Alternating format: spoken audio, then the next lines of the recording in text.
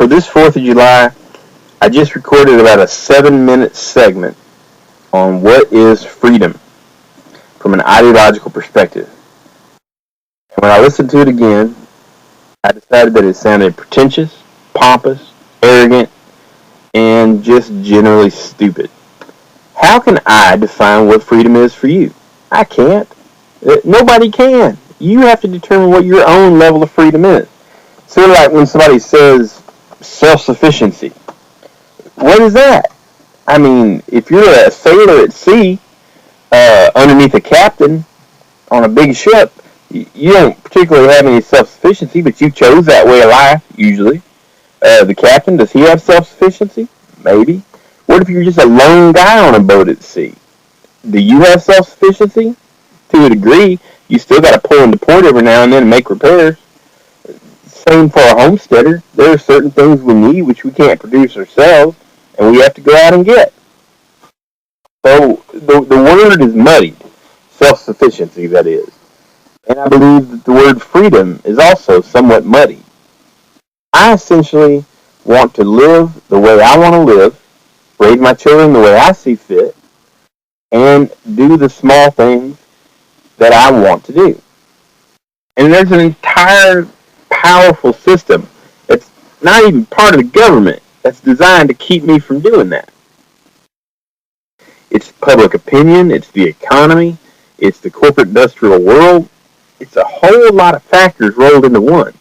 They all conspire to keep you working at your desk, in your cubicle, and not doing anything towards freedom. All the time we hear about, well, the NSA is spying on us, or, the police and law enforcement are searching house to house. Everything's getting more draconian and more direct. Well, it is. That's not untrue. But what are you going to do about it? Okay? I mean, we're not really ready to go out and start waging war in the streets with these powers. So I think freedom has to be taken back on an individual basis. How do you, as an individual, gain your freedom? And that's what I decided to devote this particular show to. The principles of freedom. Principles and the practicalities.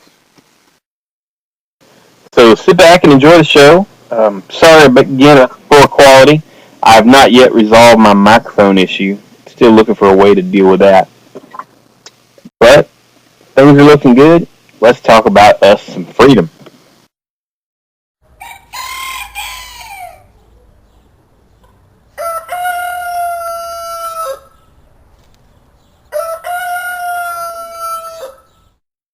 Alright, so first I want to talk about shelter. Shelter is very important in your homesteading life, particularly if you have a family. If you're one guy and you show up in the summer, well, you may get by all summer long sleeping under a tree. And God bless you if you do it in Texas. I hope the fire ants don't carry you off. The cabin we built for ourselves was 16 by 32. And it was not particularly well planned. It's essentially just a big box. It had a loft above it, which is kind of our sleeping area, and that it feels like it doubled the floor space by doing that, but not really. The loft is too short for you really, an adult, to move around in there much. It can get the kids out from underfoot, but it doesn't really give you that much more area to move around in. That 16 by 32 cabin, I think that's about 540 foot or so, square foot. The cabin pretty soon got pretty cramped.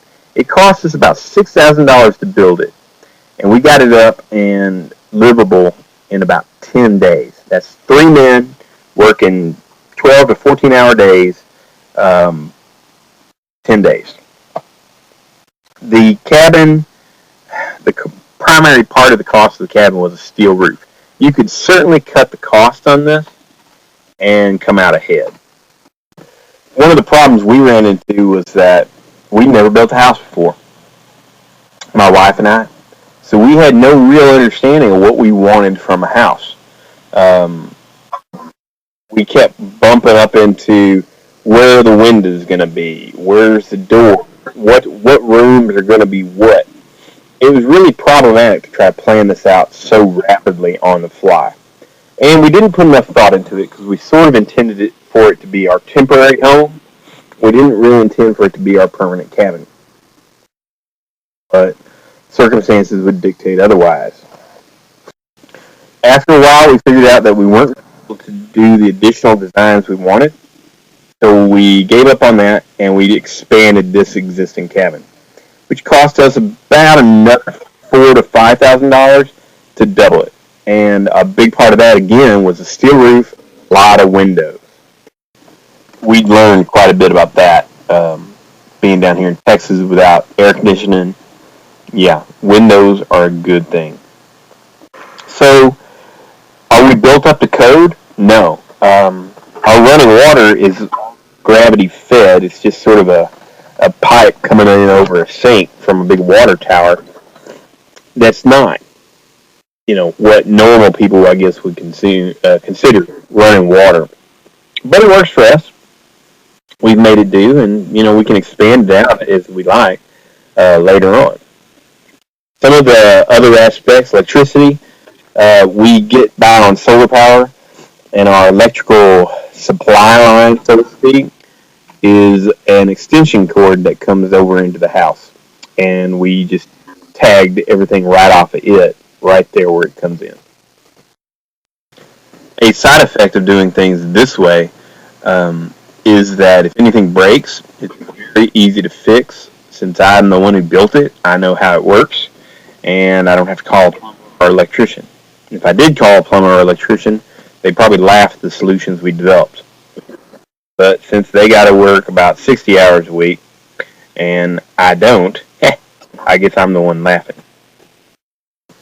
You could certainly design a house that's much cheaper than this, depending on your needs, the size of your family, and all that. But I give you those numbers and estimates the way we did it, so that you got some sort of a starting point. I hope that helps.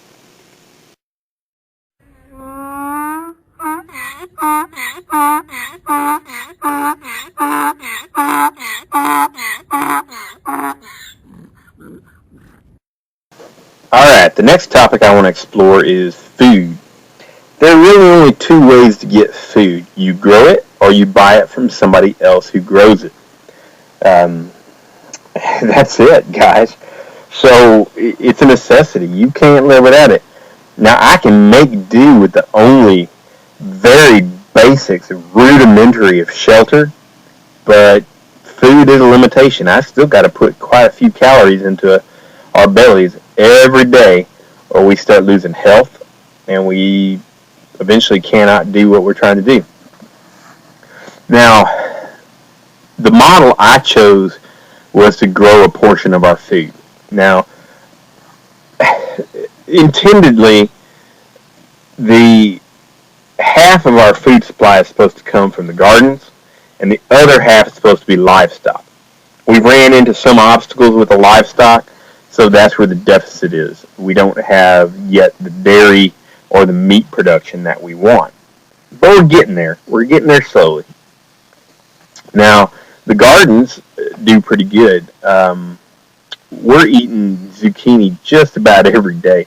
Everybody always complains about zucchini. Zucchini, it overproduces.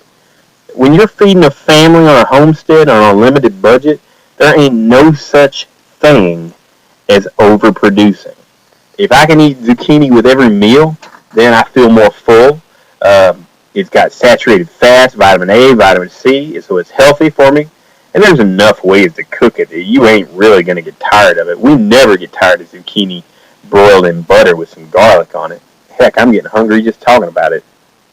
And if you can throw a little bit of something else in the pot, some onions or some okra or some tomatoes, that makes that zucchini just go that much further, and it absorbs a lot of the taste. Anyway, this is not an episode about zucchini. I'm just trying to describe some of the aspects of food. I certainly like the livestock model of food much better. Meat and dairy are pretty good production elements. They're sort of a higher quality. Plus, they don't take as much time to produce. Gardening takes up a lot of your time.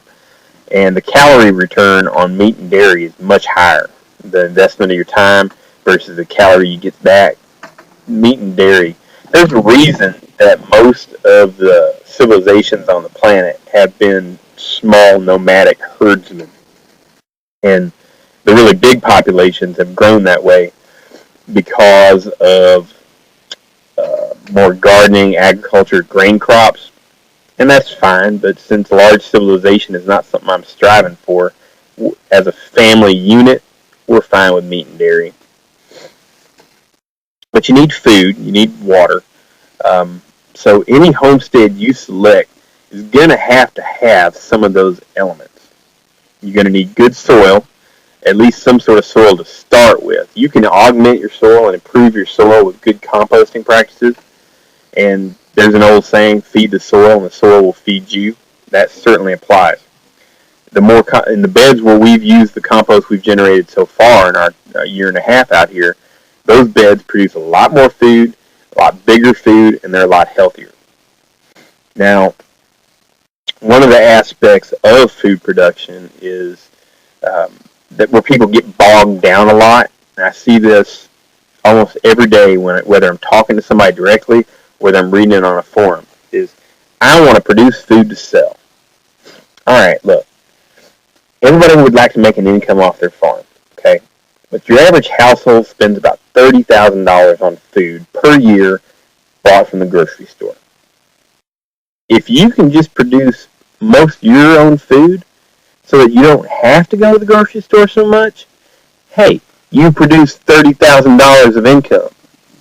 That's the same. Even if your family is your own customer, you're still coming out ahead. So don't get too bogged down in producing food for markets and everything else. Yeah, it's fun and it's cool. Everybody wants to be that farmer, but ultimately, just producing for your own home is plenty economical. I also happen to think that there are better markets for other things. I don't care if you knit wool socks, or you're a basket weaver, or maybe like myself, you're a knife maker.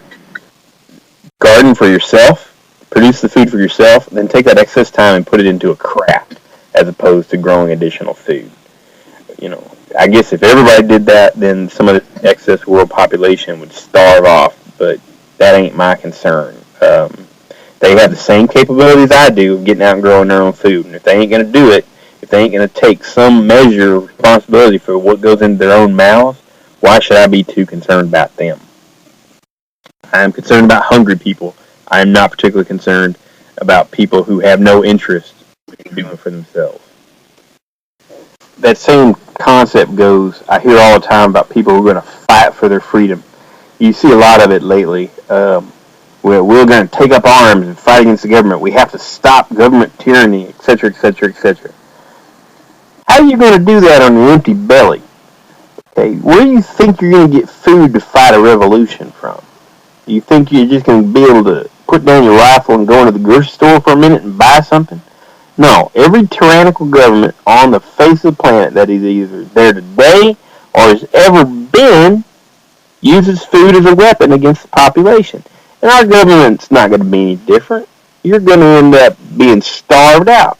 So, you know what? I got no respect for all these so-called self-patriots who they claim they're going to pick up a rifle and fight for their freedom, but they ain't willing to pick up a hoe and work for it today.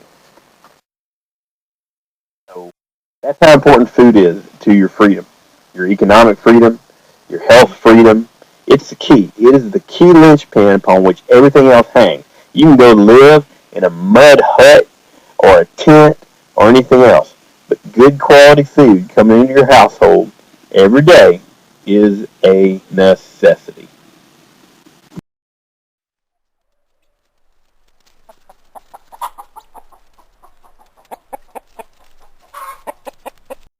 Probably the most distasteful part of homesteading is coming up with the money to do it. You know what the Bible calls the filthy lucre. Well, it's just a necessity in today's society. You can't, well, I guess you could. You could go out and live all John the Baptist on locusts and wild honey in maybe some remote portion of the United States or the world. But I don't think most of us are ready to live that lifestyle yet. We're not being forced to it, so we ain't willing to do it. If it came down to a choice between my freedom and that, well, certainly. Give me a hollow log with some bugs. I'll go live in that and eat them. But I'm not ready to just go out in the wilderness. And nor should I have to. Homesteaders worldwide and all through history have been able to earn a little bit of a side income to buy those things they need. Being a homesteader ain't all about just being as poor as a church mouse. There is a transition period, and some people never break out of that transition period. We're in that transition period now, and it remains to be seen whether we're going to break out of it. But it is certainly not a necessity. You can find other ways to do things. I always advocate some sort of on-farm income, something that keeps you there near the house, doing what you need. The best sort of experience with that would be a little side gig or job utilizing the tools and the skills that you already have as a homesteader. Maybe you do ranch work on the side, or like me, you've got a little hunting guide practice or a backhoe thing, or maybe you're a knife maker. There's a lot of little things you can do that'll bring in that trickle of income that helps you stay afloat. Ultimately, it's going to be your personal decision as to what you decide is worth money. And some of it you'll decide that, this really ain't worth going out and earning the money to do it. I'd rather spend this money somewhere else. Sort of the same thing you're probably doing in your household now already if you're on a budget, but just that much more so on a homestead. I like the whole model where you go and you earn income off that farm selling some sort of product or something else. Food is good, but it's a real hard market. Crafts are really good. People like small handmade items by homesteaders. That's a very popular thing, and there are quite a few people out there who enjoy that thing. Heck, I got one guy that's over the course of about the past 2 weeks, he's bought 3 knives from me, and that's very appreciated, and it helps keep us afloat every day. We're on that guy's money, so it's a nice lifestyle if you can produce some little thing to augment your homestead economics. The other side of that coin is just learning to conserve and be frugal. It's not something I've ever had to do. I don't know how to really explain this to you. Some of you may not even understand what I'm talking about when I say it. But ever since I left the military, I have always had a job, and had a job that was in such high demand that people just threw great big gobs of money at me. My last job, we had so much money in that my wife and I were not capable of spending it.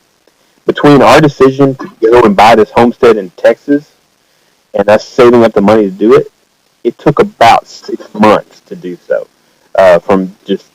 It almost felt like a whim. And true, there's a lot of God's handiwork in that by putting the right things together at the right time. But we just had a huge surplus of income that we did not need. And most of it was disappearing toward the bank and, utility companies. But there was plenty left over to save up to buy our freedom and get out into a true homestead lifestyle. If you want it bad enough, you will find a way to do it. And if it means without some of the luxuries and some of the items that you've become accustomed to, so be it. If it means trying to figure out other ways to deal with those things that you've just grown up with and thought were necessities, you will find a way. It all comes down to how bad do you want it. But as a bottom economic line, you're going to always have to have some little side income of money. If you got a way to do it without earning any money at all, I'd love to hear it, and maybe I can adopt it for my own lifestyle, but so far I haven't figured out one. I have, on the other hand, figured out some methods to earn a little trickle of income that keeps us homesteading, and I like that. Alright, we're about halfway through the show, and I still got 3 or 4 more topics to cover here. The next one I want to talk about is children, and in particular, the upkeep of children. The American model, that if you look around you, you're going to notice this is true. For some of you, it's going to be an eye-opener of a statement. And for other people, yep, you've known it all along. Why is Ernie so slow? But the entire American model is essentially you have your children, you raise your children up to an age at which point you outsource their education to the state, and then you put them on the treadmill and they go off to be useful to the corporate industrial system. In fact, much of our society, if you hear people talk about public education any time, almost all of their speech is directed toward how to make that child useful to the corporate industrial world. Because useful means more money for that child. And we always think more money for that child means that they'll have a happier life. And it's a lie. It's a total lie, and it ain't true. I grew up on a farm. When I was a child, a young boy, all the men I knew were farmers and ranchers. My uncles, my father's friends, my father, my grandfather before him, everybody was a farmer or a rancher. They were all people of the soil, yeoman class. And you look around, you talk to them, all of them would tell me, boy, you better work hard in school so you can grow up and you don't have to do this life, because it's a hard life.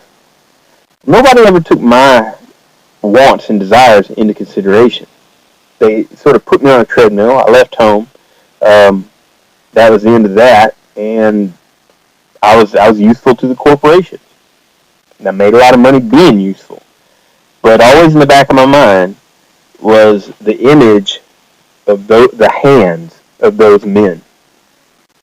And I remember they had big knuckles, and their hands were always a little dirty and had scratches and calluses.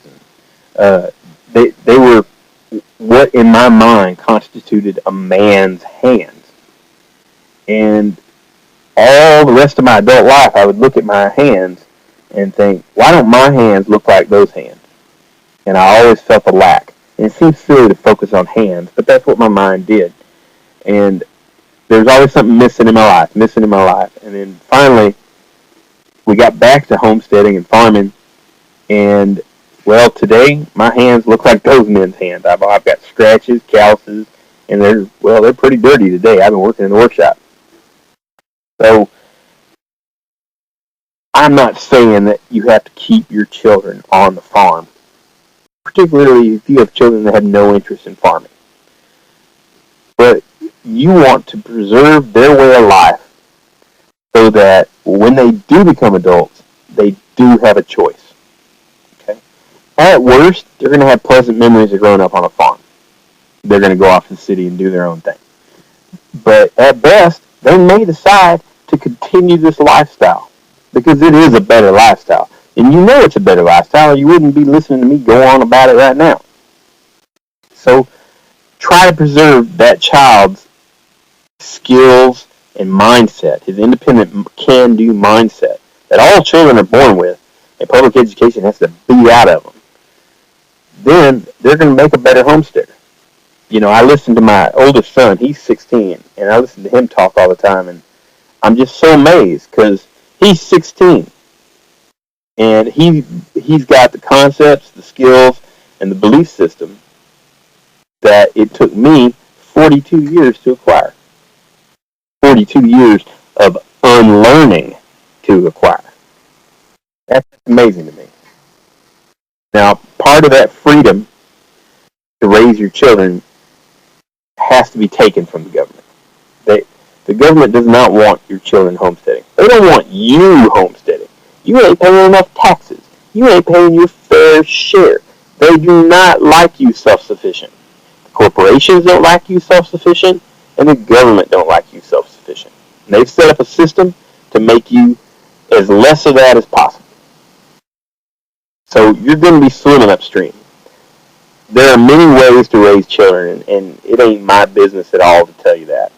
But if you look at your lifestyle and how you want to live, raise your children in accordance with that plan, the most important thing I can tell you is to cut away everything which is not in line with that plan. For us, one of those things was television. Television, it's all about the urban life, the city life. That's where the money is. That's where the jobs are. That's where all the things to buy are. And if you're constantly holding that up as a shining golden image to your children, well, your homesteading life is always going to be inferior to them. And just like feeding them cotton candy is always going to be, they're always going to enjoy eating that cotton candy more than they're going to enjoy eating their zucchini. Until there ain't no cotton candy, then they're going to like the zucchini.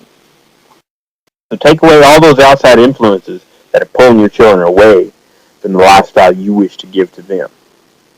Then they have a true chance to make their own informed decision about what kind of adults they want to be and what they want to do. If they choose other than homesteading, well, so be it. They might come around back to it, or if nothing else, you've given them that independent spirit, that desire, the ability, and they can go out and they can do pretty good in the world. They're not just going to be somebody's employee. They're going to be somebody.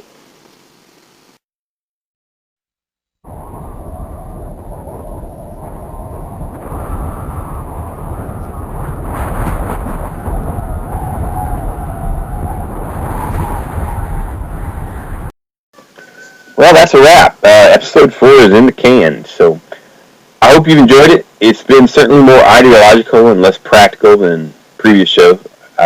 This is not really a change in tactics. It's just a one-time deal for the 4th of July. I will discuss ideological concepts here and there as we go forward, but it's not really where I want to spend most of my time. But these aspects of freedom, I think, were good to discuss for the 4th of July, for Independence Day, because that's what homesteading is about. We're towards working for our independence. That's what we lean to. That's what we're here for. I've been blessed with this level of independence, and I would be wrong if I did not try to share and educate others in how to gain theirs as well. We can all work for freedom, and we can work for it today. And it doesn't have anything to do with rallies and marching and protests. The government is going to do what the government is going to do. But once you set your own sights in motion to becoming free, the government really cannot stop you at this point. They can't come into your house and say, "Oh, you're canning your own food. You're going to jail. You're teaching your own children. You're going to jail." We hear of those things happening here and there, but they're not widespread. And when they do become widespread, I think enough Americans will wake up and we'll pick up our guns and we're going to start killing some of these folks who are trying to oppress us. All you and I got to do right now is find ways to free ourselves from the system so that the system doesn't impact us, and then we can ride out the storm with God's help. That's the goal. So, y'all, the knife shop's doing real well. I've sold a lot of knives this past 2 weeks, and I very much appreciate it. It's keeping us afloat. In many ways, y'all are providing my independence, and I love you for it. So, God bless you all, and keep on being y'all.